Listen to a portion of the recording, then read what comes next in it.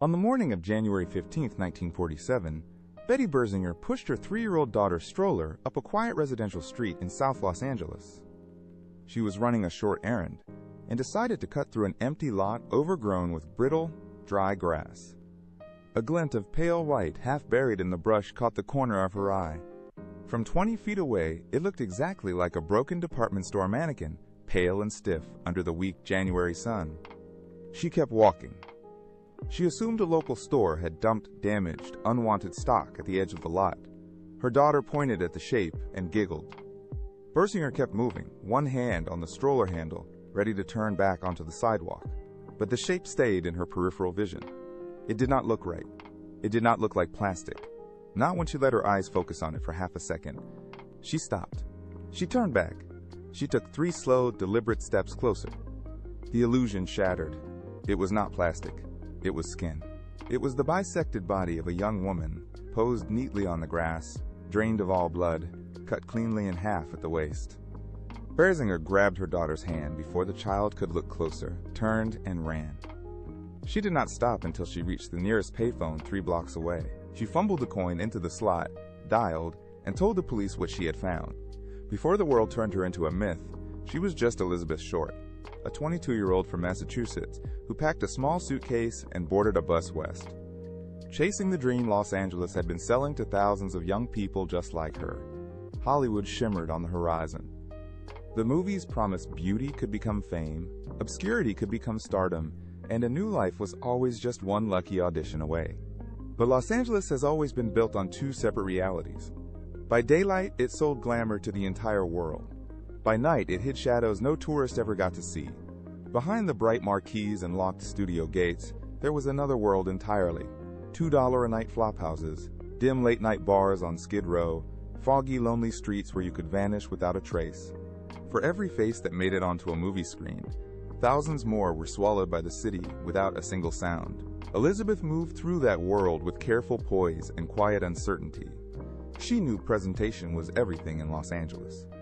Sometimes looking like you belonged was the only way to survive long enough to actually belong. People noticed her. Some were charmed by her easy smile. Others found her distant, mysterious. But beneath the carefully composed surface, her life was unstable. She drifted between cheap hotel rooms, borrowed couches, short dead-end jobs, and half-baked plans. She lived in fragments, always close to becoming someone new, but never fully arriving. When her body turned up in that empty lot 6 days later, all of Los Angeles froze in disbelief. This was no random street killing. It was darker, colder, planned from start to finish. Even veteran investigators were disturbed by the cold precision at the scene. The cuts were clean. The body had been washed and posed. All the blood had been drained. It did not look impulsive. It looked deliberate, controlled, almost ritualistic. The killer had not just ended a life. They had staged a public spectacle. Police sealed the lot with yellow tape, but the story spread faster than cruisers could block the streets.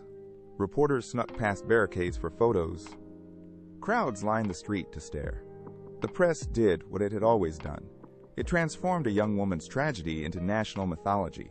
Reporters from the Los Angeles Herald-Express named her the Black Dahlia, a name as dark and dramatic as any 1940s film noir title. The nickname spread across the country overnight. The entire nation became obsessed. But obsession does not solve crimes. Decades rolled past. 76 years, to be exact. The case refused to die. True crime writers returned to it again and again. Retired detectives pulled open the yellowed file cabinets. Journalists reopened the cold case. Dozens of books named different suspects. Documentaries assembled new timelines. Old evidence was examined again and again, as if repetition alone could force the silence to break. But the silence held. No theory erased the uncertainty. No suspect closed the old wound. No explanation pulled the case out of the shadows. And while the myth of the Black Dahlia grew louder and louder, Elizabeth Short, the person, faded away. Behind the kitschy dark nickname was a real human being, a daughter who wrote letters home, a young woman with small fears and private dreams. The legend consumed her. Her humanity was buried under the sensational image the press created. That is why the case still haunts us today. It is not just unsolved, it feels stolen. A life was taken, a truth was hidden. and the victim became a symbol the world could consume without ever truly knowing her. The darkness hiding beneath Los Angeles' glittering dream never got named. The question still lingers, cold and permanent, after all these years. Who killed Elizabeth Short?